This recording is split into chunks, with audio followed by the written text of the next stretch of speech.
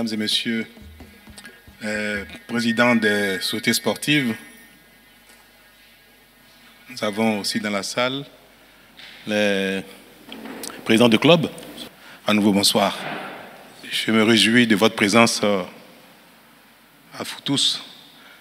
Et selon les informations que j'ai reçues, c'est que tous les invités, tous ceux que nous avons souhaité rencontrer sont dans la salle. Merci, merci pour votre présence. Nous avons tous regardé les matchs de la Coupe du Monde avec beaucoup d'intérêt, beaucoup d'enthousiasme, même avec de la fierté pour certains matchs. Et nous avons vu cette demi-finale entre la France et le Maroc. C'est quelque chose qui a suscité beaucoup d'enthousiasme, de fierté, en tout cas sur le continent africain, pour une première participation d'une équipe africaine dans le carré final. Et on a pu voir comment des gens ont été malheureux après l'élimination du Maroc, parce qu'on était si près du but. Le Maroc méritait bien d'être qualifié et d'aller en finale. Ils en avaient non seulement la capacité, le talent, mais la rage. Mais le football, c'est aussi ça. Puis nous avons vu également la finale. Mais c'est pour dire que les joueurs africains brillent. C'est pour dire que l'équipe africaine brille. C'est pour dire que les nations africaines ont commencé à lever leur niveau d'organisation, le niveau de jeu, le niveau de foot. Mais malheureusement, ce sont seulement quelques pays qui portent le flambeau. Et d'autres les regardent avec beaucoup de fierté, beaucoup d'enthousiasme. Mais moi, je regarde ça aussi avec beaucoup de jalousie. Je suis jaloux parfois. Je suis très jaloux de voir que ce sont les mêmes qui portent le flambeau depuis si longtemps. Mais ça me donne aussi la conviction que c'est le travail durable qui paye. Et que ceux-là qui sont au sommet, sur le toit du football africain, c'est ceux-là qui travaillent depuis si longtemps pour relever le niveau de leur football.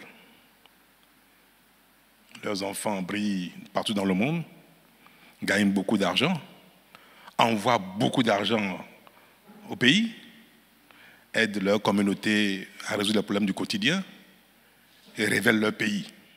Nous l'avons si bien compris qu'au Bénin, depuis quelque temps, nous nous acharnons au travail, nous faisons dans le meilleur de nous-mêmes dans tous les domaines pour nous développer, ainsi que dans le domaine sportif. Quelque chose a commencé petitement. La preuve, moi je n'ai jamais vu au Bénin un tel regroupement de personnes concernées, intéressées par le sport, notamment le sport de masse. Et permettez-moi de vous saluer à nouveau, de vous remercier, de vous féliciter pour votre engagement, pour ce que nous avons commencé ensemble à réaliser dans tous les domaines, notamment dans le domaine sportif. Mais si nous nous satisfaisons simplement de nos premiers pas, nous pouvons rester sur le même palier indéfiniment. Or, il faut changer de palier. Les efforts d'un début ne suffisent pas pour aller au sommet, notamment dans un domaine aussi compétitif, que ce soit en foot, en basket, en hand, les sports de masse principalement, puis après dans les autres. Je vous ai invité pour faire un peu le point de notre début. L'État a montré sa volonté d'impulser le développement sportif, la compétition, en réalisant quelques infrastructures, une première série. Je crois que nous en avons réalisé environ 22 en plus de ce que nous avions dans le pays avant. Et une autre série va bientôt démarrer. Mais avant d'aller plus loin, il faut se convaincre de ce qui est fait, fonctionne, marche et impulse effectivement quelque chose. Donc, est-ce que, en dehors des infrastructures qui ont été construites par l'État, en dehors de la dynamique de la création des sociétés sportives, des lois que nous avons votées, de la dynamique qui est en cours, des prélèvements que nous faisons sur les entreprises pour financer un peu, globalement, le sport, en dehors de l'engagement de beaucoup d'entre vous pour le développement de leur club. Bientôt, nous allons augmenter notre capacité de diffusion de qualité des matchs nous commençons à voir nos matchs à la télévision d'une meilleure qualité, mais bientôt, nous n'aurons rien à envier à la qualité des matchs qui sont diffusés dans les pays développés. Les équipements qu'on a commandés sont pratiquement arrivés et nous aurons beaucoup de plaisir à regarder ces matchs en qualité. Maintenant, il restera à avoir autant de talent sur les aires de jeu, comme nous aimons bien le voir ailleurs. Donc, quelque chose est en cours, quelque chose se fait mieux que par le passé. Moi, j'ai commencé à avoir beaucoup de plaisir à regarder les matchs à la télévision entre nos équipes. Et tous les week-ends, je regarde désormais le championnat béninois. Je vois que le niveau n'est pas mal. Mais je mesure aussi le chemin qu'il nous reste à parcourir.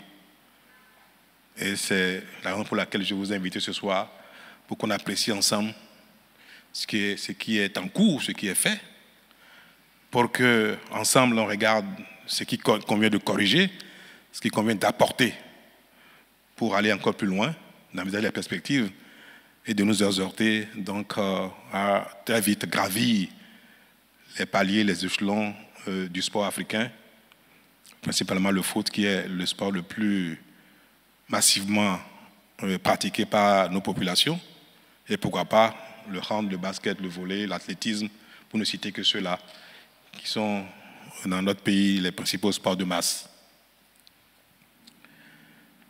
J'ai invité les maires et les secrétaires exécutifs parce que dans beaucoup de communes, ils sont devenus des acteurs du développement des sports, malgré eux.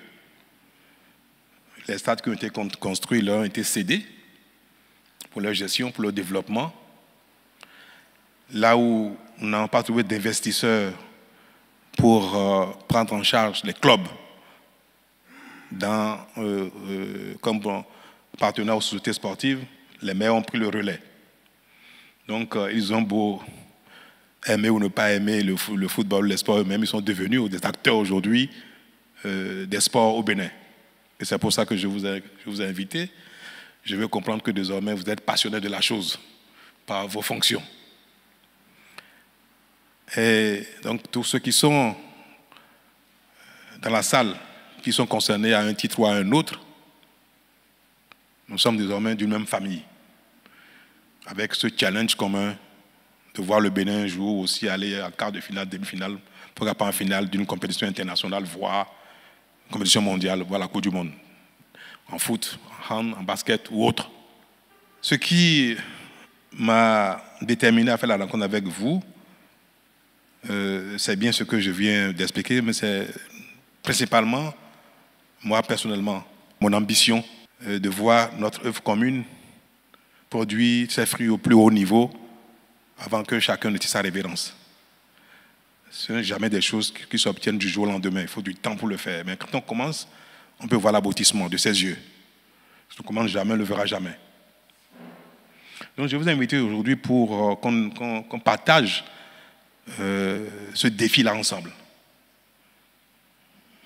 Qu'ensemble, nous puissions convenir, signer un pacte de ce que nous allons de nos yeux. Si Dieu nous accorde la santé, nous allons voir ce que nous avons commencé ensemble, aller le plus loin possible. Nous allons voir le Bénin gagner une Coupe d'Afrique. Nous pouvons voir le Bénin être qualifié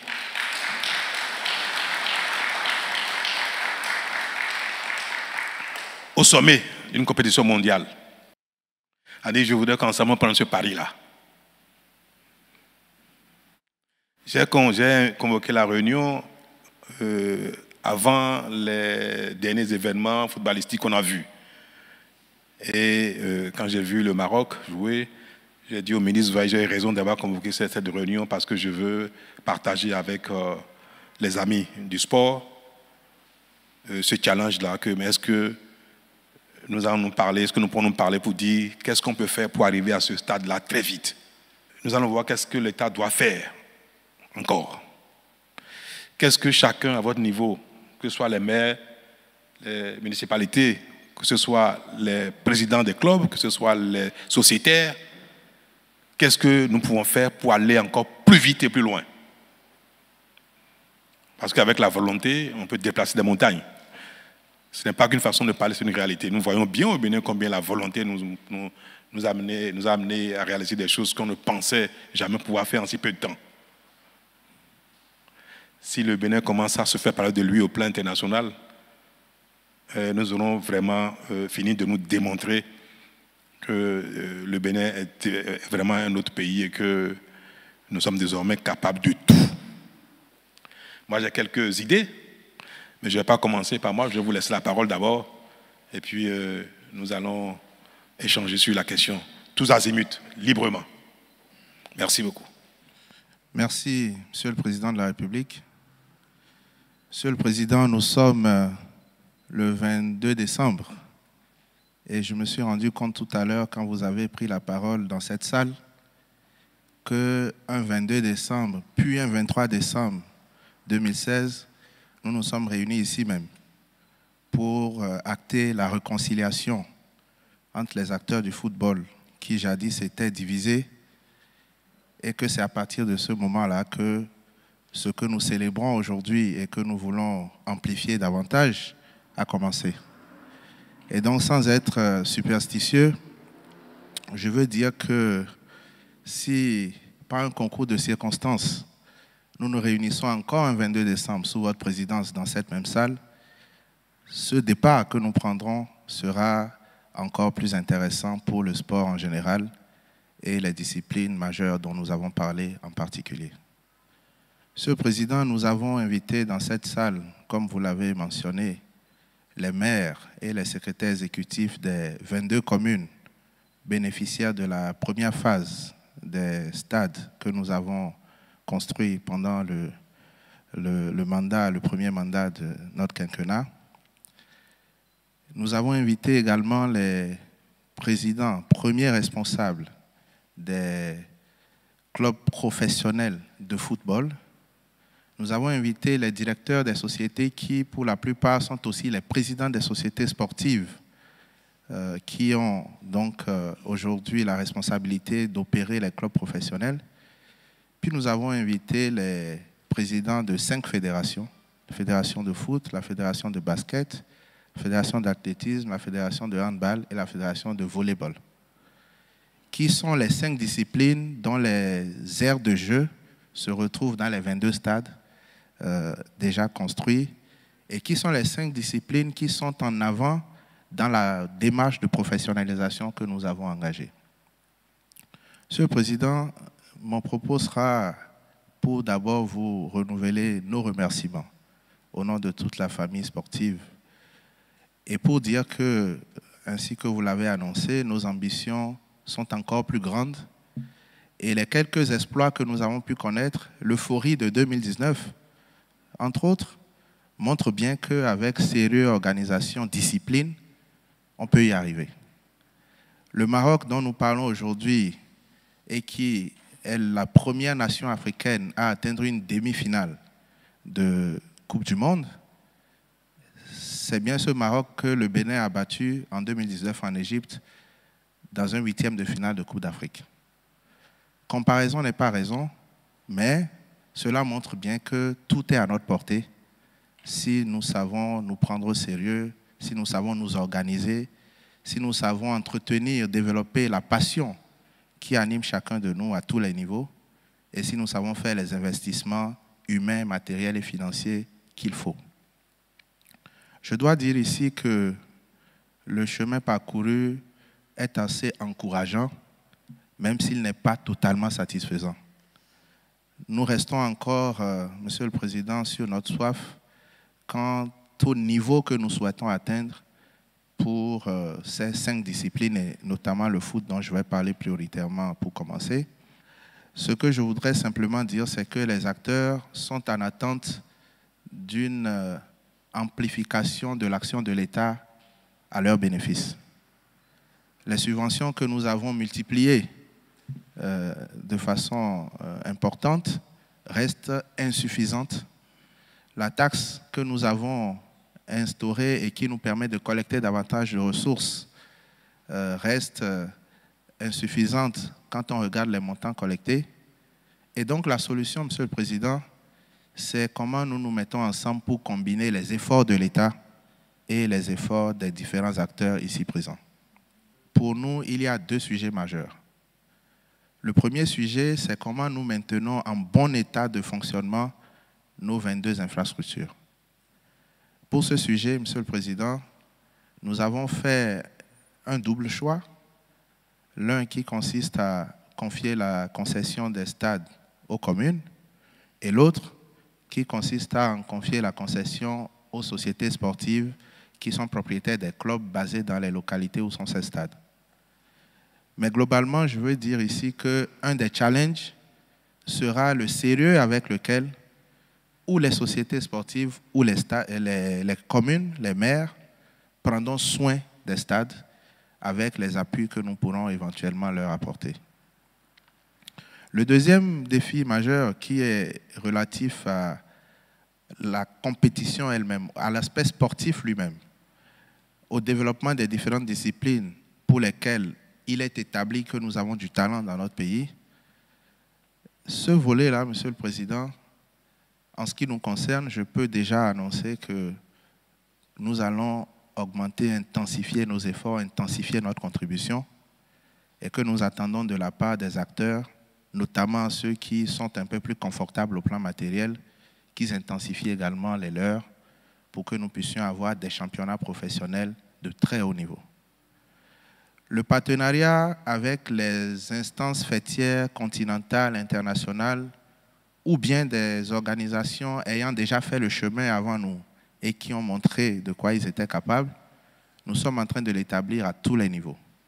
Aujourd'hui, au football, notre relation avec la FIFA est une relation, c'est une belle histoire d'amour où nous travaillons à bénéficier de tout ce que la FIFA peut mettre à notre disposition et même au-delà.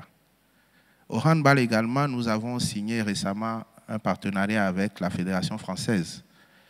Et ce partenariat porte sur les volets techniques ainsi que l'accompagnement au développement de la discipline.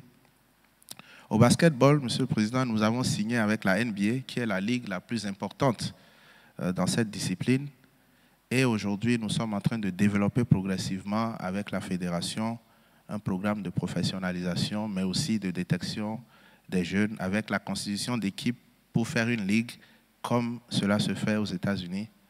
Au volleyball, nous sommes un peu moins avancés parce que sur cette discipline, nous avons, disons, une cartographie qui est un peu différente. Et en athlétisme, nous sommes en train de travailler avec les fédérations pour avancer. Je vous remercie, Monsieur le Président. Monsieur le Président, je me présente, Anjorin Abdelkader. Je représente le club Jack, jeunesse athlétique de Kétou. Mon intervention va se situer précisément sur la question de subvention. Parce que je pense que moi, la question de la TDS, qui est censée, si j'ai bien compris le mécanisme, c'est que la TDS a été mise en place pour permettre un accompagnement, permettre au club d'avoir accès, d'accord, à une autre source de financement pour mieux contribuer à la gestion de leur club. Mais je crois qu'il y a, si je ne me trompe, 36 clubs. Et sur les 36, je ne pense pas qu'il y ait plus de la moitié qui ait vraiment accès, d'accord, à cet accompagnement-là des sociétés sportives pour permettre une meilleure gestion des différents clubs. Donc, il y a une question de comment avoir réellement accès, parce que nous autres, j'ai eu à rédiger plusieurs projets, déposés dans plusieurs banques, plusieurs institutions, pour bénéficier d'accord de cette TDS-là, mais il y a une difficulté pour avoir accès désormais à cet accompagnement-là des différentes structures. Donc, ma question est, est-ce que l'État pourrait mettre à la disposition des clubs cette base de données-là, des institutions qui sont réellement prêtes à accompagner le football? Parce qu'on a approché des entreprises qui nous ont clairement signifié qu'ils ne veulent pas donner leur apport au football, mais plutôt au handball ou à d'autres disciplines.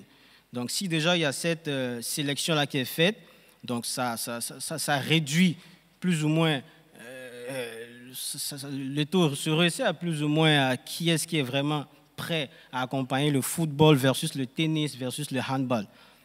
Donc, ce que je veux dire, Monsieur le Président, c'est que nous avons ces difficultés-là à avoir accès au financement extérieur, à bénéficier, d'accord, de cette TDS-là pour nous accompagner dans ce que nous faisons avec passion, avec amour.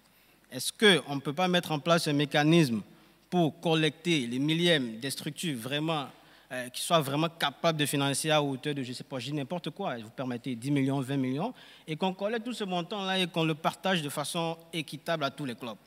Et comme ça, on va avoir, j'imagine, un championnat beaucoup plus représentatif. Marcelin Boukovet, je suis le président du club ASVO, qui est basé dans la vallée de l'Ouémé, plus précisément à Adjoum, que Monsieur le Président connaît très bien. Alors, merci beaucoup, Monsieur le Président de la République. D'abord pour les infrastructures qui ont été mises en place. Aujourd'hui, je crois qu'on peut affirmer, sans risque de se tromper, que le terrain n'est plus une excuse. C'est-à-dire l'ère de jeu, aujourd'hui, n'est plus une excuse pour la pratique du football au Bénin. Je me souviens, il y a 4-5 ans derrière, même 6 ans, disons, les aires de jeu n'étaient pas du tout aux normes. Mais aujourd'hui, avec cette première série de 22 stades que vous avez bien voulu construire, aujourd'hui, on ne peut plus avoir cette excuse d'une aire de jeu non praticable pour le football, le basket ou les autres disciplines. Donc ça, c'est une avancée importante qui, disons, va certainement contribuer à l'évolution que vous avez souhaitée sur le plan national. Je voudrais, Monsieur le Président, si vous me permettez, donner quelques chiffres. Commencez par donner quelques chiffres. Nous sommes un club modeste. Mais le budget de notre club, minimum par saison, se chiffre autour de 120 millions. 120 millions parce que nous avons convenu ensemble, au thème des réformes que nous avons adoptées ensemble avec le ministère des Sports, nous avons fixé un plancher pour le salaire, par exemple, des joueurs. Un club modeste comme le nôtre est obligé de payer un minimum de 100 000 francs à chaque joueur. Et quand vous en avez 30, la masse salariale minimum est donc de l'ordre de 3 millions de francs CFA. Et tous les joueurs ne gagnent pas 100 000. 100 000, ce n'est que le plancher. En moyenne, pour un club modeste comme le nôtre, la masse salariale est de l'ordre de 5 millions par mois. Donc, quand on intègre ça et quand on sait qu'un match de football à domicile, prime compris, coûte un minimum de 500 000 francs par match. Donc, quand on intègre tout ça, Excellence, Monsieur le Président de la République, nous avons un budget minimum de l'ordre de 120 millions par année. C'est vrai, nous avons, grâce au ministre des Sports, on a augmenté substantiellement la subvention de l'État vis-à-vis des clubs. L'année passée, pour les clubs qui ont pu jouer la Ligue professionnelle, la Super Ligue professionnelle, on avait eu droit à 20 millions. 20 millions, Excellence, Monsieur le Président de la République, par rapport à un budget minimum de l'ordre de 120 millions, c'est vraiment, c'est quelque chose, c'est très important, on l'a beaucoup apprécié, mais je pense que pour qu'on y arrive, il faut un peu plus. Et nous avons exprimé ce besoin-là à notre ministre, qui nous a bien compris. On voudrait ici porter sa parole auprès de vous pour que vraiment cette augmentation qui nous est promise par le ministre des Sports, que ça puisse vraiment devenir réalité. La question de la gestion de la TDS mérite, Excellence, Monsieur le Président de la République, qu'on réexamine. Il y a lieu donc de regarder s'il n'y a pas moyen, en revoyant la gestion de cette TDS, d'avoir une contribution un peu plus équilibrée à l'endroit des clubs. L'autre élément, et Excellence, Monsieur le Président de la République, je crois que vous avez vu juste en invitant les maires ici. Moi, mon maire est là. Et tout à l'heure, quand on s'est vu, j'ai dit, il faut m'aider. Parce que le football, c'est une passion. Mais ça mobilise, ça développe nos communes. Je ne peux pas comprendre qu'une commune ne puisse pas avoir en son sein un minimum pour soutenir un club qui, disons, anime l'activité sportive sur son territoire. Je pense que je plaiderai aussi envers M. le maire pour que au moins une ligne conséquente soit prévue dans les budgets afin que le soutien de l'État central puisse être aussi complété par des soutiens au plan décentralisé. Je me nomme bien Francis, je suis le président de Damissa Football Club de Ndali et premier vice-président de la Fédération Bilan de football. Et je tiens à remercier Monsieur le Président pour les réformes engagées dans le football.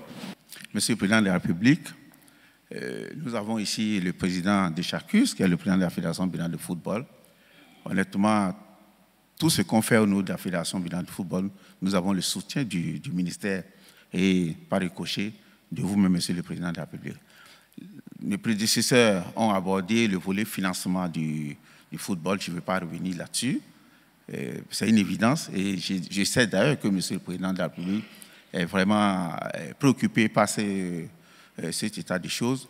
Mais il faut en dehors du financement du football qui s'occupe du volet senior, il faut aussi penser aux formations des jeunes. Nous avons un grand défi, Monsieur le Président de la République, à lever, à vraiment étendre les centres de formation à travers tout le pays. Comme vous l'avez dit, Monsieur le Président, le football, c'est beaucoup d'investissements, non seulement d'investissements, c'est qu'il faut avoir la patience d'attendre que ces financements puissent fructifier année après année. Donc nous devons aussi penser comment nous allons vraiment nous occuper du volet des jeunes, parce qu'aujourd'hui, si les seniors passent, il faut préparer déjà la relève afin que cet investissement que nous allons faire ne soit pas perdu dès qu'une génération va partir. Et dans certains pays, je crois, on l'a constaté. Et j'ai voulu juste ajouter cette affaire de formation des jeunes. Merci, Monsieur le Président. Merci, Excellence, Monsieur le Président de la République, Monsieur le Ministre, chers collègues maires, Monsieur le Président de la Fédération, chers participants.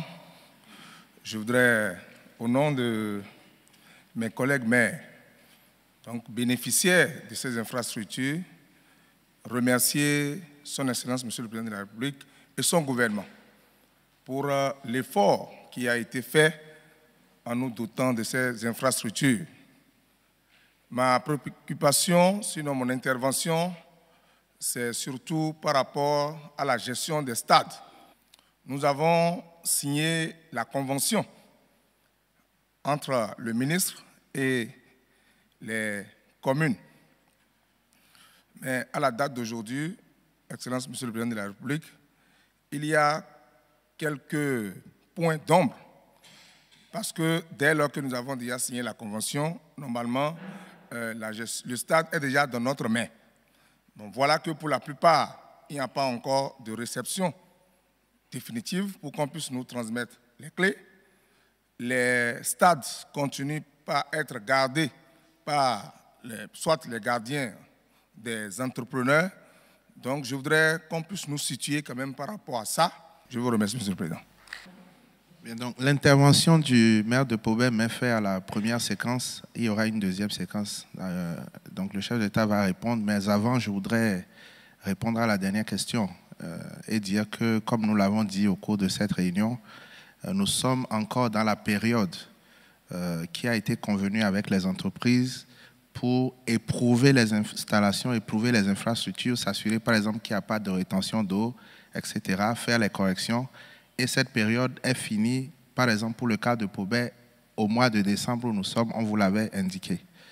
Et donc, les derniers, c'est au mois de janvier, c'est la deuxième quinzaine de janvier, c'est comme le cas de Malanville et autres. Donc, on avait donné ces détails-là. Et donc, aujourd'hui, bien que ces entreprises soient présentes, vous avez quand même plein accès au stade. Je crois qu'il faut le confirmer. Donc, je voudrais répondre qu'avec les services du ministre de Cadre de Vie, qui d'ailleurs sont en tournée, vous le savez, pour faire les réceptions définitives, le calendrier qui vous a été indiqué sera absolument respecté. Monsieur le Président, pour finir sur ce sujet, nous avons fait déjà toutes les réceptions provisoires et ce sont les dernières malfaçons qui, dans le contrat, relèvent de la responsabilité de l'entreprise qui ont justifié donc que la réception définitive soit décalée à plus tard et étendue à la fin de cette période. Donc je confirme que le calendrier tel qu'il a été indiqué sera respecté. Merci. Le sport de haut niveau, la compétition de haut niveau requiert de l'argent, malheureusement, et notamment le sport professionnel. Les talents, il faut qu'ils vivent de leur talent, de leur métier. Il faut s'occuper d'eux, il faut les soigner, il faut les mettre dans les conditions les meilleures pour qu'ils expriment tout leur talent.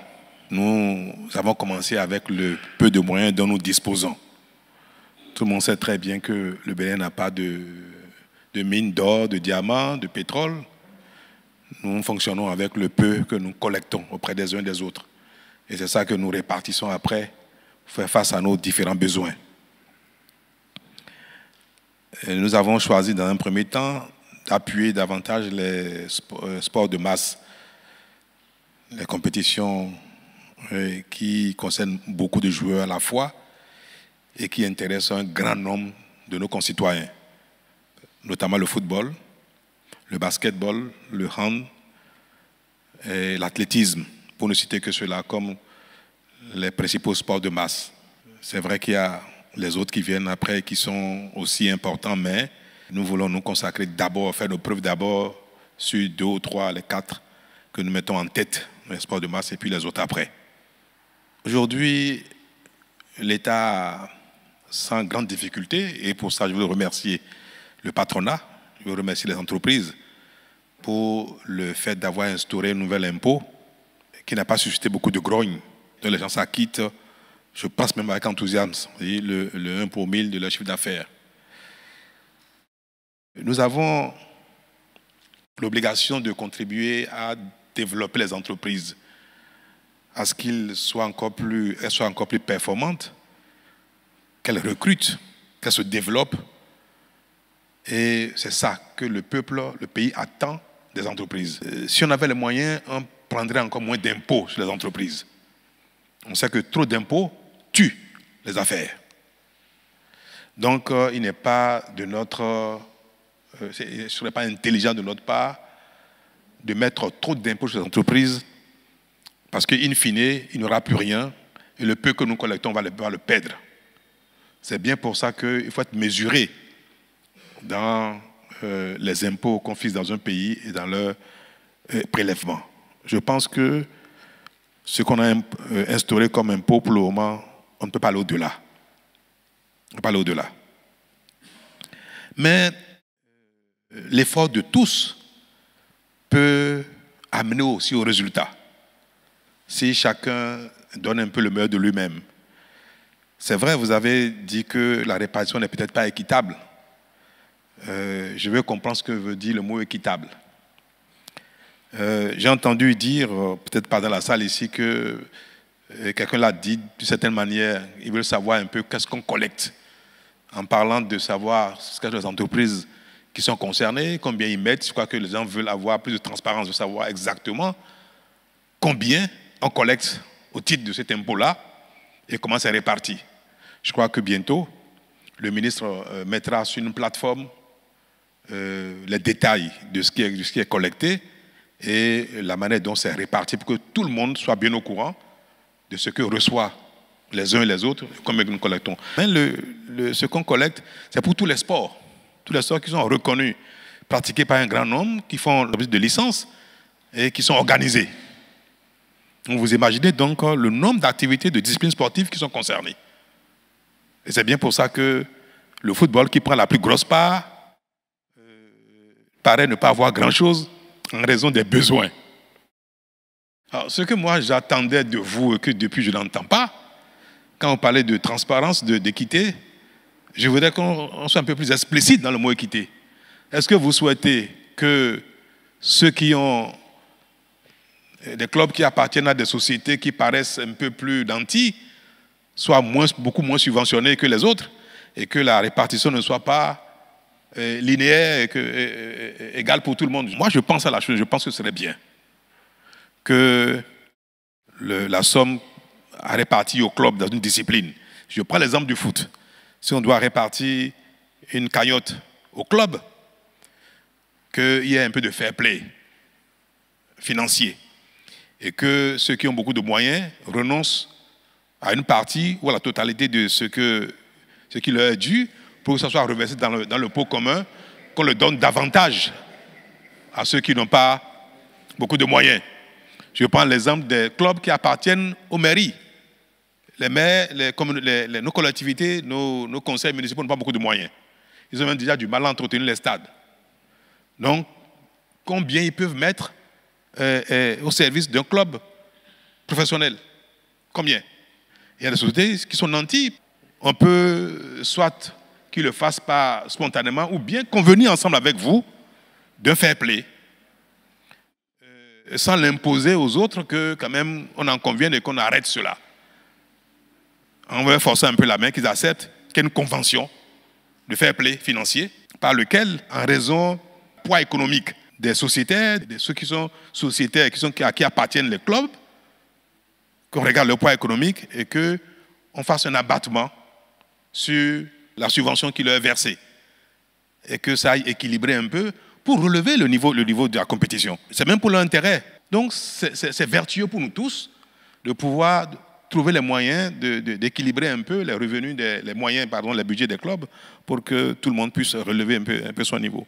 Le ministre va faire les rencontres avec vous, avec notamment la Fédération béninoise de football, le président est dans la salle, qui va entreprendre les discussions avec l'ensemble des présidents des clubs et des sociétés, des présidents des sportives, pour voir si nous pouvons convenir d'une convention de fair play financier.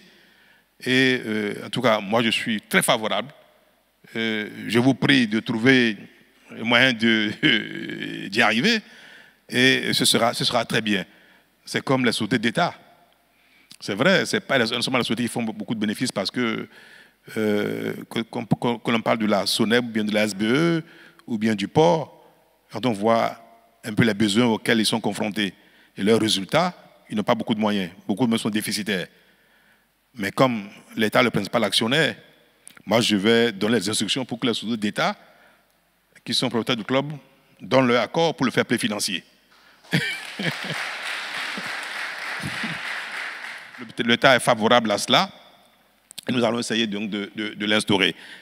Il y a aussi des petites choses qu'on peut faire au niveau des communes pour collecter un peu d'argent et créer une envie, parce qu'aujourd'hui, les stades, l'accès est gratuit, n'est-ce pas? Dans toutes les communes, tous les stades, c'est gratuit. C'est bien.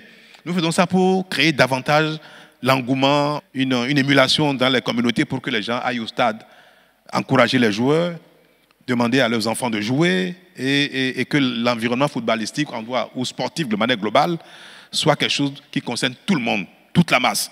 Que les terrains soient remplis. C'est bien pour les joueurs, c'est bien pour la communauté, c'est bien pour ceux qui y vont parce que c'est un loisir et c'est quelque chose qui concourt à créer un environnement de paix, de cohésion, de convivialité dans les communautés. Donc c'est pour ça qu'il faut que durablement nous maintenions cette gratuité d'accès parce que moi je regarde les matchs, pour le moment les stades ne sont pas remplis. Il y a quelques communes dans lesquelles il y a du monde. Il y a des communes où les tribunes sont un peu vides. Et ça, c'est pas bon. Et d'ailleurs, c'est la responsabilité des maires et des présidents de clubs, créer des fan clubs dans les arrondissements, dans les quartiers, pour qu'à l'occasion des matchs, il y ait beaucoup de monde qui arrive dans les stades. À la limite, on peut même mettre des bus, des minibus à la disposition de ces fan clubs-là, et ça va créer quelque chose. Non, il faut être imaginatif, il faut avoir de la volonté, il faut avoir un engagement, il ne faut pas laisser les choses se faire toutes seules. Et c'est ce que vous faites, ce n'est pas suffisant. Il faut avoir une dynamique pour créer vraiment cet environnement de grande passion. On devient meilleur, on devient champion quand on est passionné. Les pays qui sont au sommet du sport, c'est les pays même pauvres, c'est les pays dans lesquels le sport est une passion collective, dans lesquels la masse est passionnée. Prenez l'exemple, que ce soit en athlétisme, partout. C'est la passion collective qui génère non seulement les ambitions, les engagements, mais également le dévouement. Donc, il faut que, si on veut que le sport devienne vraiment un outil de développement et quelque chose qui nous révèle, nous célèbre et qui contribue au développement, il faut susciter, il faut agir pour créer cette passion collective. Et les stades sont un bon moyen de le faire en faisant souvent les voies et moyens pour que les gens remplissent les stades, quel que soit le sport. Mais donc, s'il y a du monde dans les stades, il y a un petit moyen de faire quelque chose. C'est comme on fait dans les églises. La quête. À la mi-temps, vous pouvez placer avec des jeunes hommes, bien des demoiselles, quelques urnes, une caisse cadenassée bien avec la fente. Et puis on demande aux gens, pour soutenir leur équipe, de donner un petit quelque chose. Que les gens donnent 25 francs, 100 francs, 10 francs, certains 100 francs, 1000 francs, vous allez voir sur l'année ce que ça peut, vous pouvez collecter. Quand on a un budget de 120 millions, que sur l'année on peut collecter 1 ou 2 ou 3 millions, c'est énorme. Ça fait 3, 4, 5, 10%. Il y a des endroits où demain vous allez voir, on peut collecter beaucoup. Et puis en le faisant, on crée un attachement, un lien entre l'équipe, les footballeurs, et celui qui donne 50 francs, 100 francs de sa propre volonté. Le jour où il est content, s'il a 5 000 francs en poche, il peut tout donner.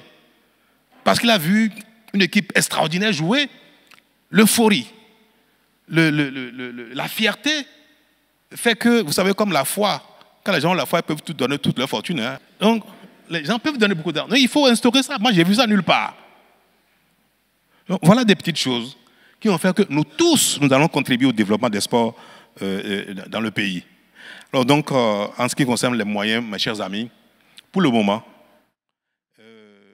l'État ne veut pas faire beaucoup plus que ça. Mais le fair play sportif peut aider. Et nous allons demander aux entreprises qui sont dans le pays d'être davantage des sociétaires, de créer des sociétés sportives ou d'être coactionnaires dans des entreprises sportives pour que de plus en plus de clubs aient les moyens des entreprises qui sont également des outils, des vecteurs de communication, des vecteurs commerciaux. Et puis après, on peut gagner de l'argent dans 5-10 ans quand on réussit à faire d'un club une véritable machine à gagner. Donc, il y a aujourd'hui beaucoup d'entreprises encore dans le pays qui ne sont pas encore engagées, qui payent le 1 pour 1000. Mais nous avons prévu, pendant l'année qui vient, les sensibiliser davantage pour les amener à investir, de sorte que tout ce qu'on va collecter sur les autres puisse être versé à ceux qui n'ont pas d'entrepreneurs, d'entreprises à leur soutien. Mais ce sera davantage pour les années à venir le basket, le hand et l'athlétisme. Ces 3 autres fédérations, on va travailler avec elles beaucoup au courant de l'année pour voir comment impulser davantage la dynamique dans ces 3 compétitions pour que le peu qu'on observe déjà, on voit que ça prend, que cela puisse devenir également aussi pour nous une discipline de rayonnement, et peut-être autant, sinon même plus que le football. Mais il y a une doléance que je veux également porter, vous adresser, vous exprimer à votre endroit. Il faut que les clubs aient des moyens de transport convenables pour que pendant les voyages, ils soient dans un confort relatif. Et il faut mettre les enfants dans des bus confortables, dans des bus aussi qui assurent leur sécurité. Parce que, par exemple, pour la Super League, vous allez du nord au sud, de l'est à l'ouest. Et là, on fait des grandes distances. Il faut des bus confortables. Quand moi, je vois le PSG débarquer dans des gros bus, très beaux à l'intérieur, vraiment confortables, climatisés, qu'on sort, je dis, c'est de voir des choses qui donnent envie aux enfants de jouer. Et on peut faire pareil. Aujourd'hui, toutes les communes, pratiquement toutes les communes sont reliées par le goudron, n'est-ce pas? Pour aller d'une commune à une autre. Les quelques communes qui restent, dans quelques 1 ou 2 ans, on aura fini de relier toutes les communes du Bénin par le bitume. Donc, il sera donc aisé, parce qu'en général, ces genres de bus ne sont pas faits pour circuler sur des pistes. Mais comme il y a du goudron partout maintenant, donc les grands bus confortables, climatisés, où donc c'est des fauteuils, on peut dormir, on peut même descendre du bus et aller jouer, parfois. Donc ces bus-là, je vous invite pour les grands clubs Il y a au moins une dizaine de clubs aujourd'hui qui sont capables d'acheter ces grands bus-là. Très beaux. Et qui peut aussi porter la marque des sponsors. Et quand ce bus débarque, comme la télévision, il y a les caméras partout, on va les montrer de plus en plus. On verra à la télé ces bus-là avec ces brandings. Et on verra bien les enfants descendre de ces bus-là et ça va créer quelque chose. Si vous voulez même, moi je peux négocier auprès du gouvernement pour que le gouvernement participe. Oui. On peut le faire.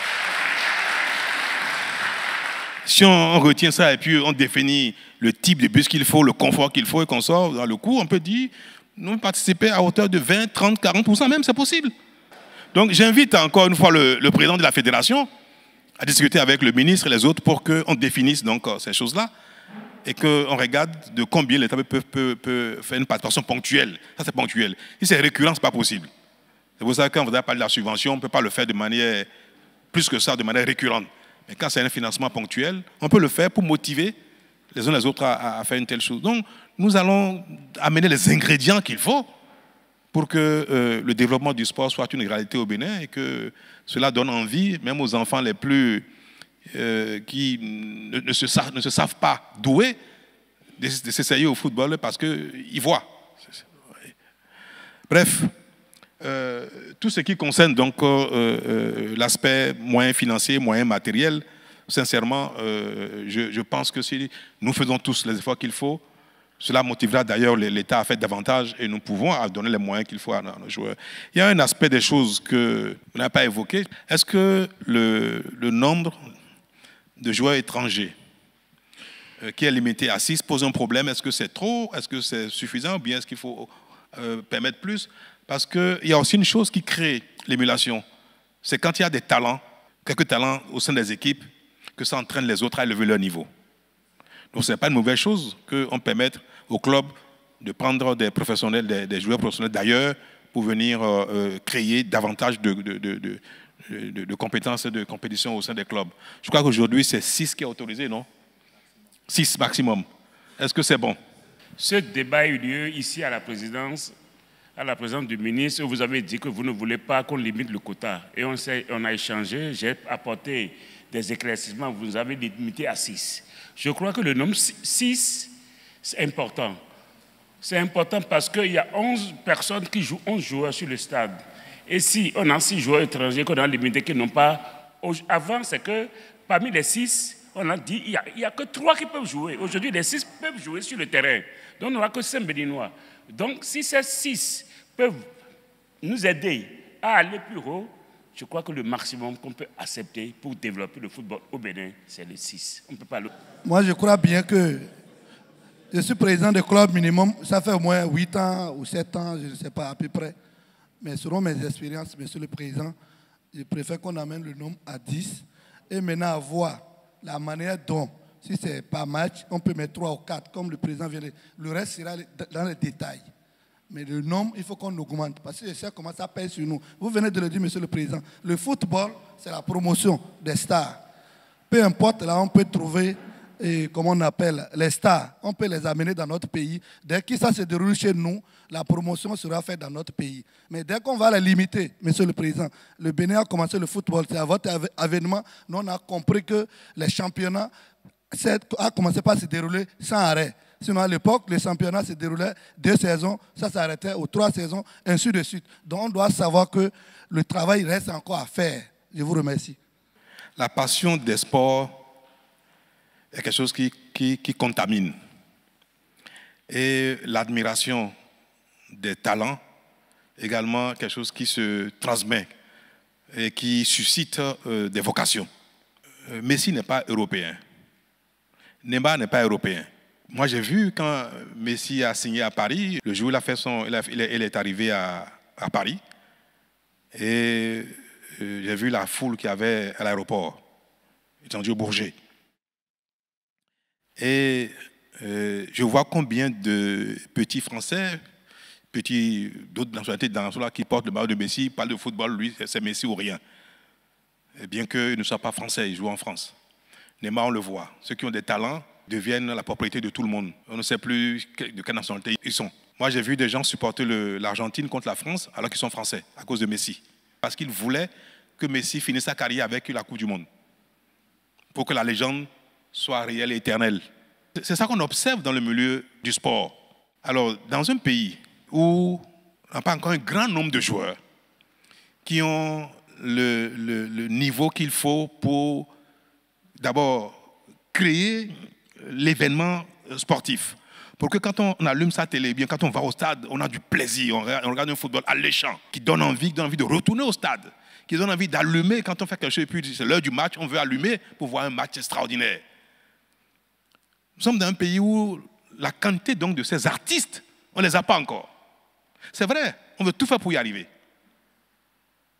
Mais un moyen d'y arriver, c'est également qu'il y ait dans la scène, dans l'arène, des génies, des talents. Des gens qui donnent envie à ceux qui jouent contre eux ou qui jouent avec eux. Des gens qui donnent envie à d'autres enfants de vouloir faire du foot parce qu'ils sont une référence. Donc, amener dans un pays un nombre illimité de talents pour créer l'événement, pour que la sauce prenne, pour que la mayonnaise prenne, moi, je ne trouve pas que c'est quelque chose de mauvais. En plus, moi je suis pressé. Non, je suis pressé. Je veux que dans ce que les gens ont mis 30, 40, 50 ans à faire, que nous on le fasse en 5, 10 ans. On peut, dans 5 ans, dans 10 ans, limiter à 3 à 4. Parce que nous estimons qu'il y a assez de talent et pour peu d'efforts, ils vont atteindre le niveau international qu'il faut. Mais pour créer l'événement au début, pour créer la magie au début, l'alchimie, on peut importer des joueurs de partout. S'ils sont bons, ils vont nous aider à semer ce qu'on n'a pas encore. Donc je trouve que ça peut être un moyen, Monsieur le Président, de le faire. On a le temps. Dans tous les cas, aujourd'hui, pour aller aux compétitions internationales, même la FIFA a déjà bien réglementé la chose. Quand on parle d'équipe nationale, c'est autre chose.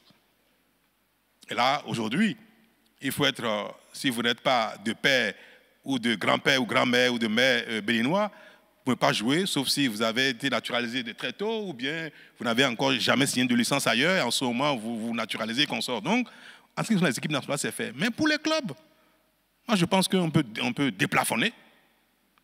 On peut déplafonner. Et puis, nous allons apprécier au fil du temps, là où nous sommes, et puis on peut restaurer le pays. Les pays sont faits en fonction de leurs ambitions, de leur réalité, apprendre les lois au fil du temps pour régler ce qu'ils veulent régler dans le pays. Moi, je veux voir du beau football dans la télévision. Quand je vais au stade, je veux voir du beau football. C'est pareil pour le hand, pour le basket. Je veux voir de beaux jeux sur l'air de jeu. Maintenant, si c'est des Béninois, tant mieux. Si c'est des frères, si c'est mon fils, oh là là, si c'est pas mon fils, pas grave. Je vois. C'est pour ça que moi, je plaiderais. Je vous ai déjà dit ça il y a quelques années. Et je reviens encore là-dessus. Je ne vais rien vous imposer, mais je vais vous sensibiliser.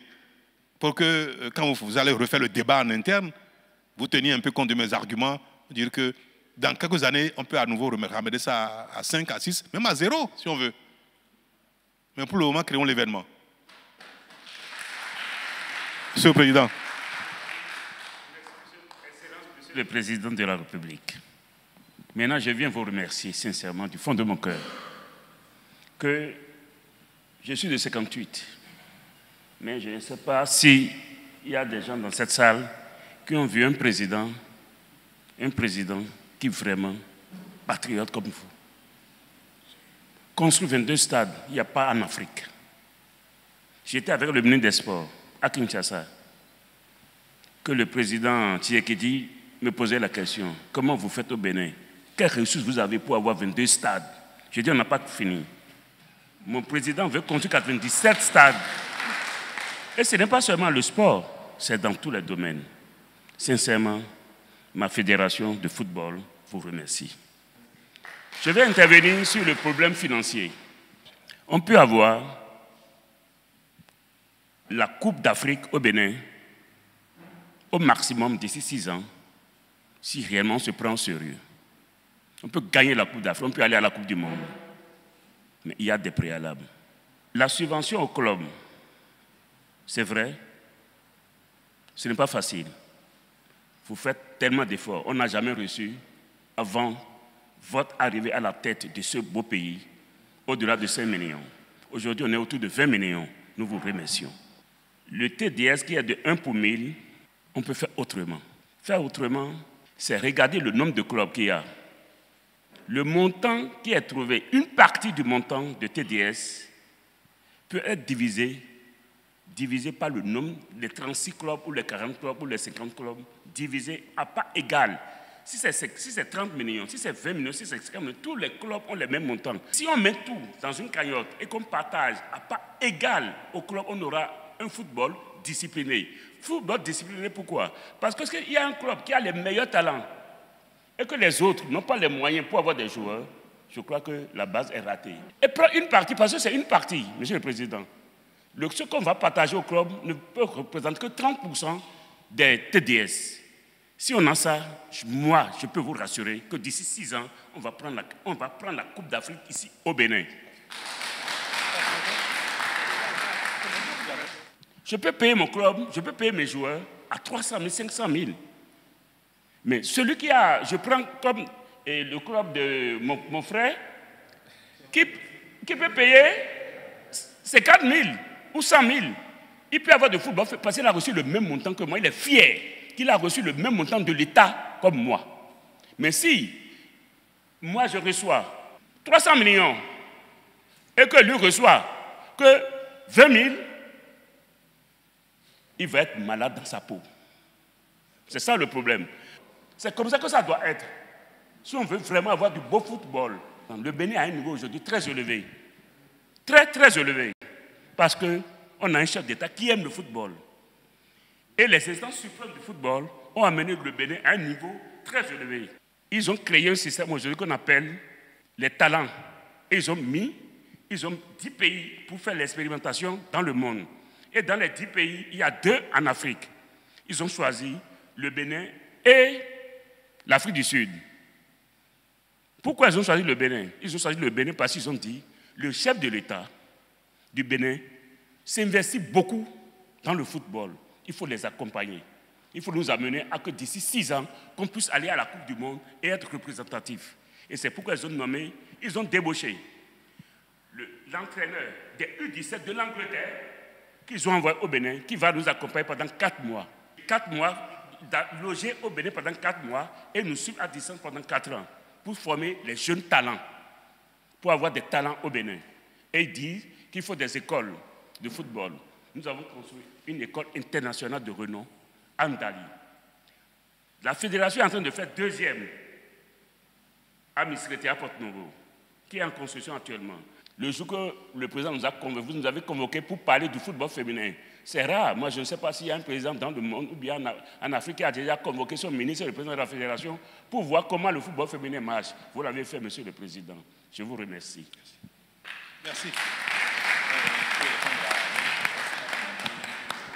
Monsieur le Président de Chacus a commencé par exprimer un point de vue qui est partagé par certains présidents de clubs, mais sur lequel je ne suis pas d'accord avec eux et nous avons un désaccord très clair sur ce sujet, mais c'est un détail. En fait, nous utilisons certains mots, mais nous ne les utilisons pas convenablement parce que dans la répartition des subventions au Bénin, il n'y a pas un problème d'équité. Tout le monde perçoit le même montant. Le sujet provient de ce que, par exemple, lorsque de la part de l'État, les clubs professionnels reçoivent le même montant en subvention et que la Loterie nationale, qui est le premier club à partir duquel ce sujet est né, moi je vais être transparent, que la Loterie nationale a un budget supérieur, il a dit par exemple 300 millions, comme la CNSS et autres, alors ils estiment que ça crée un déséquilibre.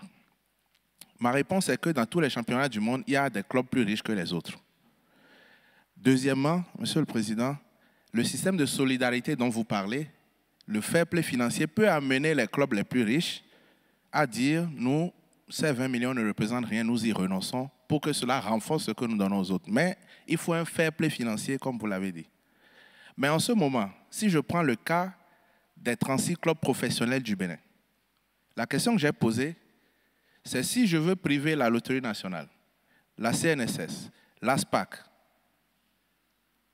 de ressources en considérant qu'ils sont confortables, est-ce que je considère que la SONEB et la SB2E sont confortables? La vraie réponse, c'est qu'ils ne le sont pas comme on croit. Mais encore, je veux dire, ça c'est l'État, nous y allons. Et j'ai posé une question qui a d'ailleurs arrêté le débat, nous avons rigolé. J'ai dit, qu'est-ce que je fais du club de Mathionnet de Chacus?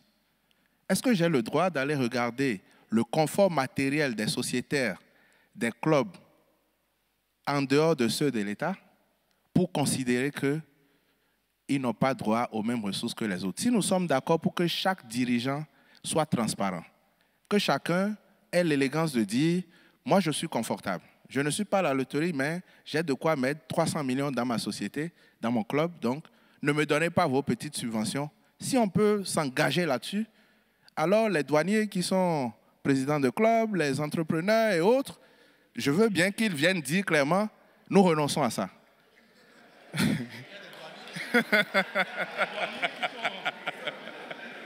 Il faut avouer qu'il y a une pertinence dans les remarques du président de la fédération, qui a une pertinence qu'on a déjà observée à travers d'autres propos. Est-ce que les sociétés d'État doivent compétir au même titre que les autres clubs dans le pays? C'est pertinent. Mais le problème, c'est que nous voulons tous qu'il y ait des clubs professionnels dans le pays. Nous voulons qu'il y ait un nombre suffisant de clubs professionnels pour que de la compétition naissent et progressent les talents. Quand le privé n'est pas suffisamment représenté dans une dynamique nationale, quand il n'y a pas beaucoup de pharmacies dans un pays, l'État est tenu d'ouvrir des pharmacies par lui-même. Les stades. Dans les grands pays, ce sont les clubs qui construisent les stades. Pourtant, au Bénin, c'est l'État qui a construit les stades et peut-être que demain, la CNSS, peut-être demain, l'autorité nationale. Donc pour le moment, les 22 stades, c'est l'État qui a fait ça. Donc là où le privé n'est pas suffisamment représenté, ne joue pas son rôle à suffisance, l'État peut suppléer. L'État peut intervenir jusqu'à ce que le secteur privé ait pris le pas et l'État se retire. Donc c'est pour créer l'émulation, c'est pour créer l'environnement, c'est pour amener le nombre de clubs à atteindre le minimum nécessaire que nous avons demandé aux entreprises, même qui n'avaient pas, on l'a même forcé la main pour devenir des sociétés, pour créer des sociétés sportives. Et également, donc, pouvoir animer la compétition, pour relever le niveau. Mais nous veillons aussi à ce qu'ils ne mettent pas un budget trop important pour déséquilibrer la compétition. Les budgets qui sont consacrés au sport passent devant les conseils d'administration et après, tout cela même, après remonte au conseil des ministres parce qu'on regarde leurs comptes. Aucune société d'État, aujourd'hui, ne met 500 millions dans le football. Si le niveau moyen des budgets est de l'ordre de 100, 120, 200 millions, il ne doit pas dépasser ça. Et nous savons un peu quels sont les budgets des clubs. Je souhaiterais que les grands clubs passent leur budget au moins à 200, 300 millions, même 400 millions. Et je voulais d'ailleurs prier, vous, PDG de OFMAS, à passer le budget de votre club peut-être à 300 millions, voire même 400. Coton sport. Il y a beaucoup d'autres qui sont des... Le port aussi, pourquoi pas. Bon, la SONEB, je ne sais pas, parce que nos Béninois ont besoin de l'eau, besoin d'eau partout. Nous avons encore beaucoup de Béninois qui n'ont pas encore accès à l'eau potable. Et 100 millions, dans une année, c'est de l'eau pour des centaines de personnes. Moi, je pense que l'eau potable passe avant le sport. Il faut vivre avant de jouer au football. Il faut vivre avant de jouer au basket. Il faut donner d'abord de l'eau aux gens, avant de les amener à se développer par tout autre moyen, comme le sport. Donc, nous sommes aussi confrontés à cela. L'État veut agir pour créer l'événement, mais nous veillons à ce que cela soit compatible avec ce que les privés existants sont capables de faire et aussi compatible avec les missions des entreprises d'État, des sociétés d'État. Pour le moment, je pense qu'il est utile que ces 4 ou 5 sociétés d'État animent la compétition avec vous, avec les autres clubs. Au moment opportun, s'il faut qu'ils se retirent, ils vont se retirer, ils vont vendre des clubs, ils vont les vendre et se retirer. Et que vous veillez aussi à ce qu'il n'y ait pas des budgets qui soient disproportionnés avec le budget ordinaire ou bien commun de la plupart des autres clubs. Même si l'État veut animer la compétition, ne veut pas tuer la compétition. Donc, faites-nous confiance pour veiller à ce que les clubs appartenant à des autres États animent la compétition sans la tuer. Mais un fair play peut être instauré. Et moi, ce que j'appelle fair play, c'est demander au contraire à ceux-là peut-être de renoncer, ou bien on convienne de mettre en place une règle qui fait qu'on leur donne moins de subventions ou pas du tout, et que la subvention collectée aille plutôt aux autres clubs. Mais ce sera valable pour vous aussi, hein, Président. Ce ne sera pas que les autres d'État. Les entreprises privées qui ont beaucoup de moyens, elles aussi, vont devoir être fair play. Alors, sur le sujet, je voudrais donc prier le ministre et le président de la fédération de discuter avec les présidents des clubs, les sociétaires, pour trouver une formule de fair play financier pour que les contributions soient mieux réparties aux autres clubs, et notamment encore, mais ça nous permettra aussi d'augmenter le budget des autres disciplines. Parce que je voudrais vraiment qu'on augmente le budget qui est alloué au basket, au handball et à l'athlétisme pour créer la même dynamique comme dans le foot. Je voudrais prendre la parole au nom des autres présidents de fédération qui sont ici présents pour vous remercier très sincèrement pour cette occasion inouïe, pour cette occasion rêvée, d'avoir échangé avec vous sur les problèmes qui concernent, outre le football, mais nos disciplines sportives. Nous avons tous constaté que depuis 5-6 ans, les grosses performances que nous avons eues au niveau de nos disciplines sportives, je ne voudrais pas les citer ici. Nous avons parlé ici des stades qui nous ont été construits, des stades qui favorisent aujourd'hui la promotion et le développement de nos disciplines. Il y a les projets de classe sportive aussi, qui font qu'aujourd'hui, dans toute l'Afrique, tout le monde connaît le CG Saint-Hérita, tout le monde connaît le CG Kobli.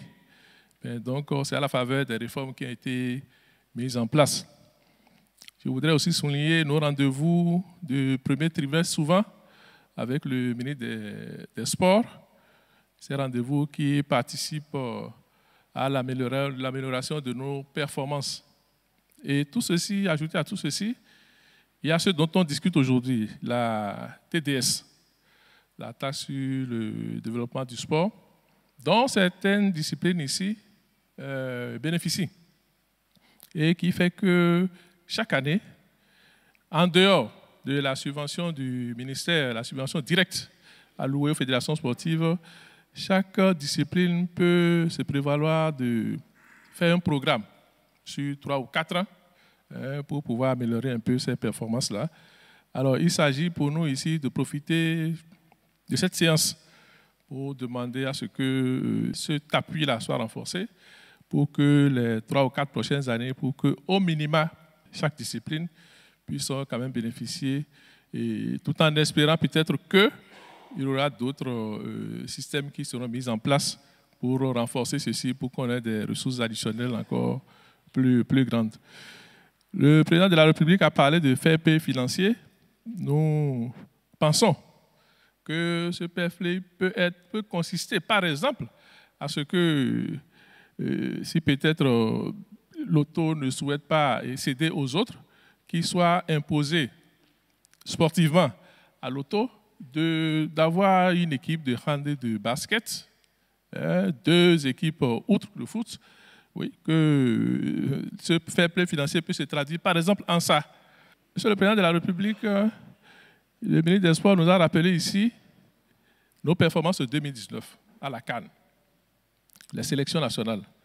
Et ce n'est pas un hasard, c'est tout simplement que depuis quelques années, il y a une autre façon de faire les choses autour de nos sélections nationales qui fait que ces résultats sont atteints.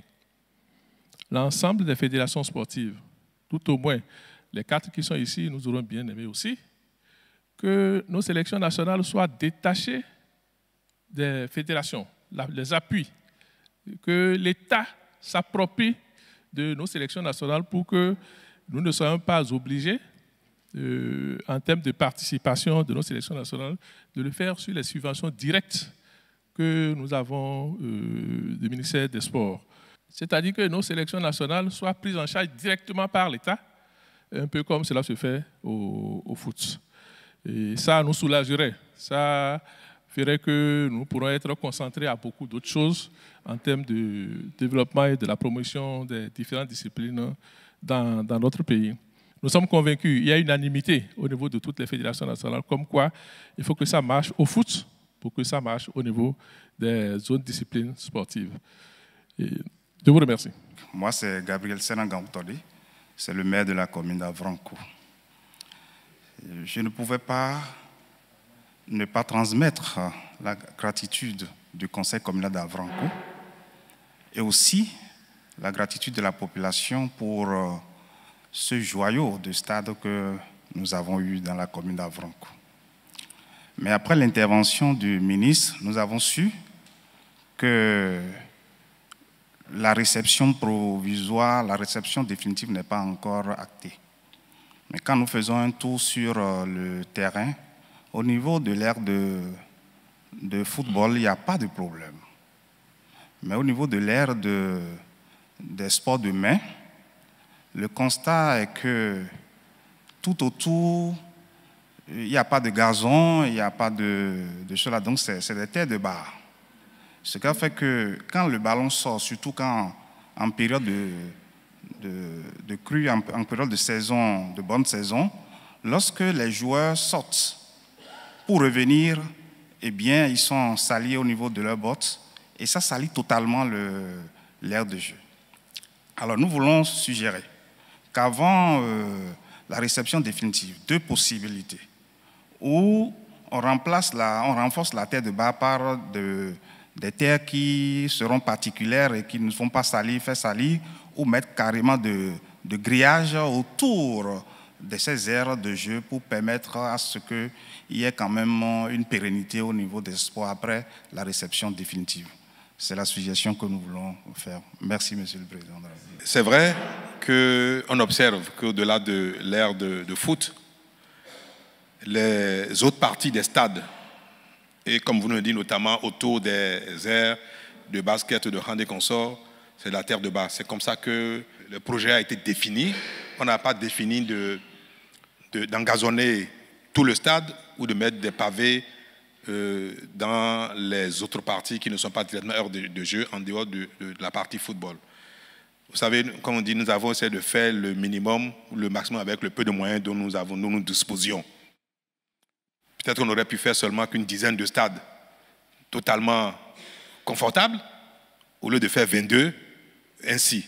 Mais je pense que si on doit juger ce qui a été fait, il vaut mieux faire 22 comme ça que de faire qu'une dizaine à un confort maximum. Donc, et comme vous le savez très bien, il n'a pas été prévu de mettre du gazon à cet endroit-là, ou même de les paver, ça n'a pas été prévu. Autant ça salit le fait que la terre de barre reste ainsi, que dès que le sol est mouillé, ils reviennent sur l'aire de jeu avec de la terre, ce qui gêne également, même en dehors de salir, ça gêne l'évolution des joueurs quand il y a de la terre sur l'air qui est normalement en ciment ou bétonné, par exemple comme le handball. Ça peut glisser. Mais au-delà de ça, il y a aussi que, moi je l'ai dit au ministre, quand je regarde la télé, je vois une bonne partie des stades qui sont en herbe, comme vous venez de le dire. Et ce n'est pas bien. Ce n'est pas bien. Je m'adresse aussi bien aux concessionnaires, ceux qui ont signé avec l'État les conventions de concession de stades, qui avaient la responsabilité des stades, que les maires qui sont responsables des stades, que c'est un bien commun. Et ce n'est pas bien qu'on voit de l'herbe, on regarde la télévision, on voit un match, et quand les caméras sortent un peu de l'aire de jeu, on voit de la brousse. Ce n'est pas bien. C'est une honte. Et je me demande si au moins n'est pas arrivé pour que chaque Béninois donne le meilleur de lui-même pour que son environnement soit nickel, soit propre, et que ça donne une bonne image pour nous-mêmes, pour nos enfants, pour ceux qui nous regardent de l'extérieur. Ce n'est pas grand-chose. Il faut désherber. Sinon, à moins que nous décidions d'utiliser les herbes comme pour tapisser le sol. En ce moment, il y a des herbes qui existent. Le gazon est une herbe. Mais pour éviter que ça pousse, on peut les tailler comme on taille le gazon. Et ça peut couvrir le terrain, ça fait propre, ça fait joli, et ça va empêcher également, si c'est autour des aires de jeu, empêcher qu'on ait les pieds dans la boue. Non, nous avons des solutions à notre portée que chacun peut mettre en œuvre chez lui, qu'on soit propriétaire privé ou bien concessionnaire public. Monsieur le maire, vraiment, je voudrais interpeller également vos secrétaires exécutifs sur la question. Et c'est pour ça que j'ai demandé qu'ils viennent. J'ai fait exprès de les amener. Nous ne pouvons pas sanctionner les maires sur leurs insuffisances. On ne peut les sanctionner que quand ils commettent des délits. Mais on peut sanctionner les secrétaires exécutifs sur leurs insuffisances. Donc moi, je voudrais responsabiliser aussi bien les élus, notamment les maires, mais responsabiliser également les secrétaires exécutifs. Pour ici, moi, je vois encore un jour un stade tenu par les mairies avec de l'herbe, vous serez sanctionné. Parce que c'est une faute, à la limite, de ne pas entretenir le bien commun, le bien de la commune, et de les laisser dans ces états-là. Les maires, nous serons désolés de vous dire, rappeler à l'ordre, c'est pas bien, comme ça, tout ça, mais on ne sait pas vous sanctionner quand vous n'êtes pas bon. C'est les électeurs qui vous sanctionnent. Si ensemble, chacun fait le petit effort qu'il faut, nous allons transformer notre pays au fil du temps, par ces petites choses-là. J'ai vu également à Bomé, au stade, j'ai vu de la brousse dans l'enceinte. C'est pas bien. À la télévision, j'ai capté l'image pour vous montrer si vous ne croyez pas. Non, je voudrais prier les uns les autres, notamment donc tous les concessionnaires, que ce soit privés ou publics, de contribuer au développement des infrastructures. Le développement, ça concerne d'abord l'entretien. Que ce soit propre, nickel, qu'il y a des pannes, il y a des ampoules qui sont grillées, qu'on s'offre les champs, il faut donc contribuer à l'entretien, mais contribuer également à développer ces endroits. Parce qu'il y a des choses qui peuvent être faites encore dans les temps à venir sur ces stades-là. C'est notre rôle. Et les concessionnaires, on leur a signé cette convention, on leur a cédé gratuitement ces stades-là pour qu'ils les entretiennent et qu'ils les développent. Il faut le faire. Plus on va trouver de clubs pour prendre concession des stades, plus on va libérer les maires. Nous savons que les communes n'ont pas beaucoup de moyens. Il y a déjà tellement de choses qui sont que les populations attendent d'eux, qui concernent leur survie au quotidien. Et il est difficile de distraire des ressources de survie pour financer le développement. Il faut survivre avant de se développer. Donc on peut comprendre qu'ils aient du mal à trouver des lignes budgétaires pour financer les activités sportives, bien que ce soit nécessaire à notre développement. Mais quand les gens sont inondés, leurs maisons sont emportées par l'eau de ruissellement, et qu'il faut faire des assainissements, quand les centres de santé n'existent pas, ou bien les toits sont partis, et qu'il faut, une femme doit accoucher, pas accoucher sous la pluie, sauver un enfant, une femme qui doit accoucher, un enfant qui doit naître, paraît plus urgent que d'entretenir un stade. Donc il y a des dépenses qui malheureusement font que les maires ont des difficultés pour satisfaire tous les besoins qui sont les nôtres, dont les besoins de développement de nos infrastructures sportives. Néanmoins, le minimum, on peut faire le minimum pour donner au moins le bon exemple, pour dire qu'on fait le minimum, même si on n'a pas les moyens de faire plus que ce que vous faites. Mais ce dont je parle, c'est à votre portée. Donc il faut, monsieur le maire, madame le maire, que vous occupez mieux des stades. Et que les secrétaires exécutifs cela rentre dans leur cahier de charge, parce que c'est un bien commun et ils doivent veiller à l'entretien. Faites inscrire dans le budget de fonctionnement les petits montants qu'il faut pour entretenir les stades en attendant. Alors c'est l'occasion donc pour moi, pour prier ceux qui sont encore dans la salle, qui sont des sociétaires, pour postuler, pour prendre des stades. On a encore beaucoup de stades qui sont dans les mains des mairies et vous voyez très bien, c'est pas bien. Il faut que les clubs soient propriétaires des stades. Dans les grands pays du monde, c'est ça que tout le monde veut. Ceux qui n'ont pas de stade que l'État leur cède, que les mairies leur cèdent, ils construisent leur stade eux-mêmes. Ici au Bénin, l'État construit les stades. Et dit qu'on vous les donne, on vous les donne gratuitement. Il vous revient seulement de les entretenir. Et vous ne voulez pas. Vous voulez encore que ce soit les mairies qui entretiennent les stades. Là où vous devez rayonner, là où vous devez faire du business. Et demain, gagner de l'argent. Parce que le sport fait gagner de l'argent quand on devient un club de renom, on a des compétences, des talents, on peut gagner de l'argent avec ça. On pouvez faire de la publicité sur les stades. Donc c'est aussi un outil de développement économique pour vous. Des milliards d'investissements, quand on vous dit de prendre en autonomie, vous dites non. Il faut que les mentalités changent dans notre pays pour que le développement soit compris dans tous ces détails, notamment ces détails-là. Et c'est une prière que je vous adresse, c'est mon exhortation en cette fin d'année, pour que ces infrastructures qui nous ont coûté si cher soient bien entretenues et que ceux qui n'ont pas encore dit oui pour prendre des stades, Soneb, énergie. Je sais que c'est vrai, nous avons encore besoin de beaucoup de centaines de milliards pour électrifier tout le Bénin, mais sur les 500, 600, 800 milliards, avec vous, c'est des chiffres comme ça. Hein. Avec la SBE, on ne parle qu'en centaines de milliards. Vous pouvez trouver, convaincre votre conseil d'administration pour inscrire l'entretien d'un stade. Ah oui, Ayema, félicitations. C'est pour ce que vous faites, bravo, moi je vous admire. Je ne vous ai jamais vu comme ça, mais je vous admire pour ce que vous faites. Félicitations. Il reste seulement qu'à signer le contrat de concession. Vous allez le faire? Merci beaucoup. Bravo. Le reste, je vais prendre mon bâton de pèlerin, je vais essayer, j'ai besoin d'aller au domicile des gens pour les prier de venir participer à la dynamique qui est en cours. Le mérite sera commun quand nous allons commencer par nous-mêmes prendre du plaisir à regarder nos enfants jouer et puis à participer aux compétitions et même à gagner de l'argent avec ça. Je vais demander d'ailleurs au ministre de mettre en place un comité de suivi de l'entretien du développement des stades dans lequel il y aura les maires, en tout cas un représentant des maires. Même si le stade est la concession d'une société, c'est d'abord le patrimoine national qu'on a mis en concession. Et vous êtes l'œil du pays entier, du gouvernement, de l'État, dans vos localités. Donc, les maires vont désigner un membre pour participer à ce comité-là. Le ministère va y participer également, de même que les clubs.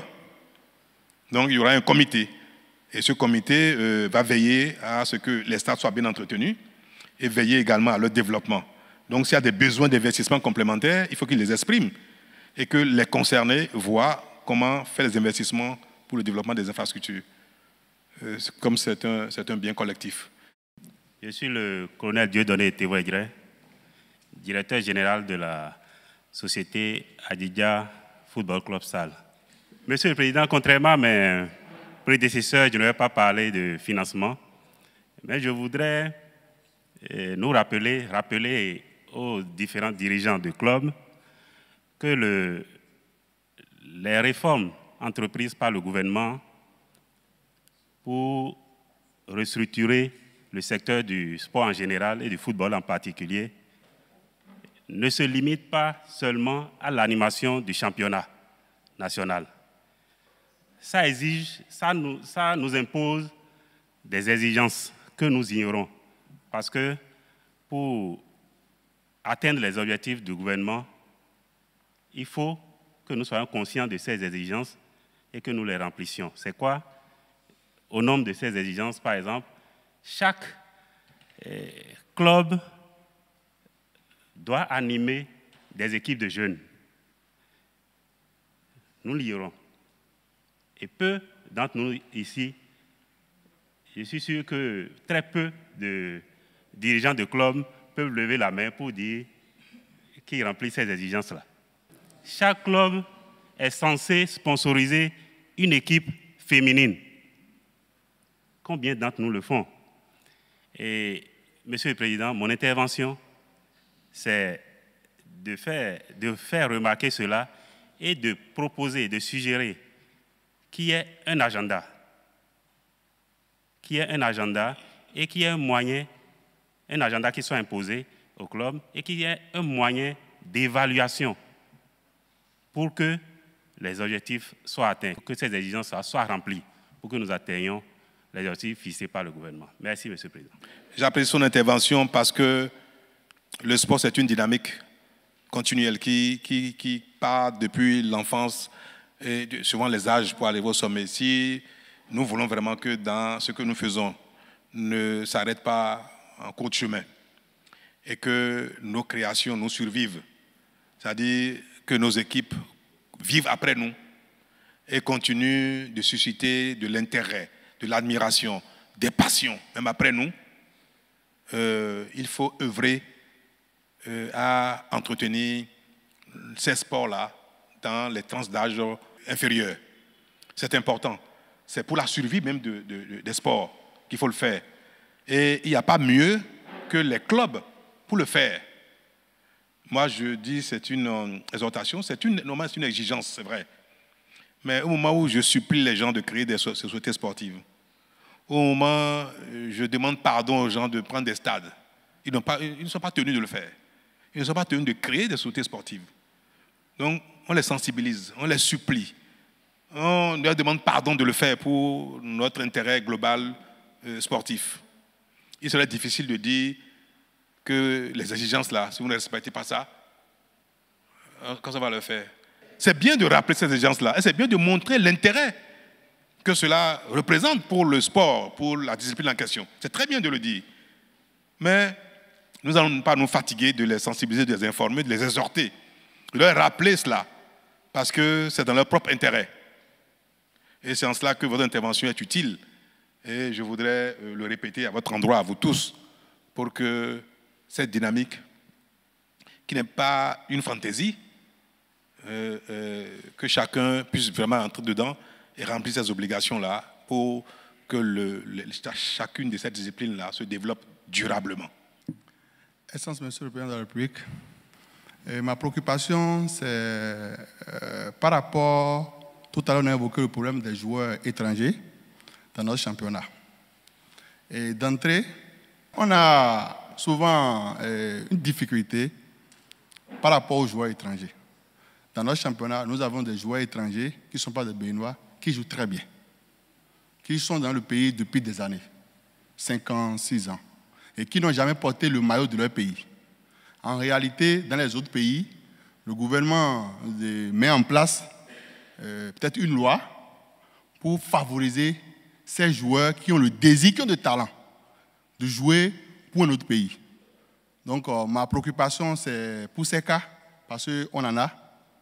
Actuellement, nous avons un joueur que je connais bien, qui joue dans le championnat. Il joue très bien. Il a tout fait pour jouer pour notre pays, mais ça n'a pas marché. Donc, je voudrais profiter de l'occasion pour, si on peut profiter dès aujourd'hui, voilà, pour qu'on ait une solution pour permettre à tout là, les joueurs seront intéressés, ils savent qu'ils jouent pour notre pays, ils ont la possibilité de jouer pour le Bénin. Donc, merci, Monsieur le Président, je vous remercie. Je pense que les talents qui ne sont pas nés de père et de mère béninois, qui ne sont pas béninois, qui sont ici depuis des années, qui sont des talents pour nous, et qui veulent bien être béninois, on peut être béninois par le mérite, vous savez, non? C'est dans nos lois. On peut devenir béninois par le mérite. Ceux qui ont envie de devenir béninois par leur talent, par leur mérite, et qui nous intéressent, nous aussi on a fait l'immigration choisie. Le monde qui est ainsi fait. Pourquoi nous on va se priver de ça? Si les meilleurs Nigériens veulent être béninois, on les prend. Si les meilleurs Brésiliens veulent être béninois, on va les prendre. Ils vont devenir béninois. Donc, et on va les chouchouter ici. Ils vont devenir nos talents. Merci. Ce que vous venez de dire m'amène à dire merci à toute la famille du football, d'abord, et à vous remercier pour votre ouverture d'esprit sur le cas précis que le président de Aïman FC vous a soumis, à laquelle vous avez spontanément donné une réponse positive. Et ça, je pense que c'est la solidarité que nous avons aujourd'hui au niveau de la famille du football.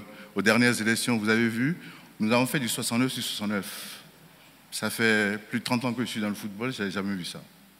Ça veut dire qu'il y a une dynamique, ça veut dire qu'il y a un label Bénin au football qui progresse et qui est sur de bons rails. Je me réjouis de voir autant d'enthousiasme et d'intérêt à ce débat, à ces échanges-là. Ça prouve bien que ce qui nous concerne nous intéresse vraiment.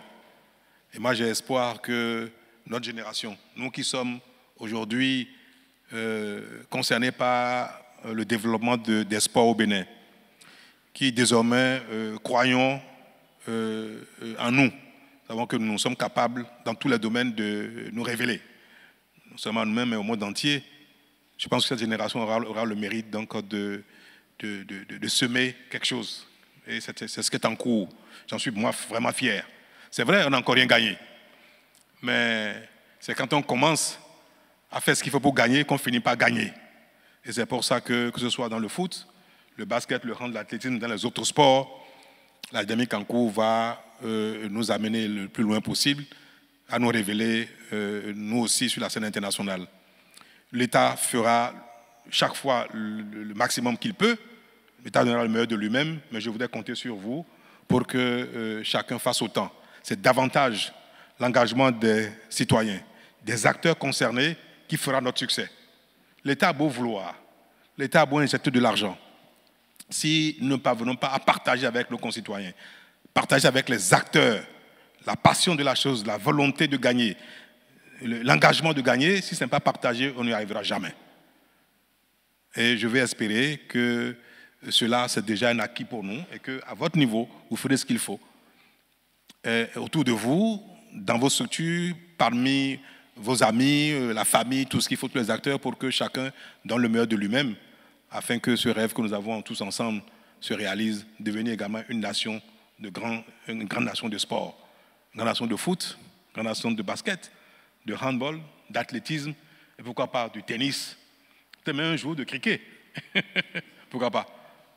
Voilà, merci pour votre patience, merci pour votre intérêt, pour votre écoute. Et je peux me permettre de vous souhaiter une bonne fête de fin d'année, bonne fête de Noël, et puis bon réveillon. Et je vous souhaite par anticipation une bonne année. Merci beaucoup.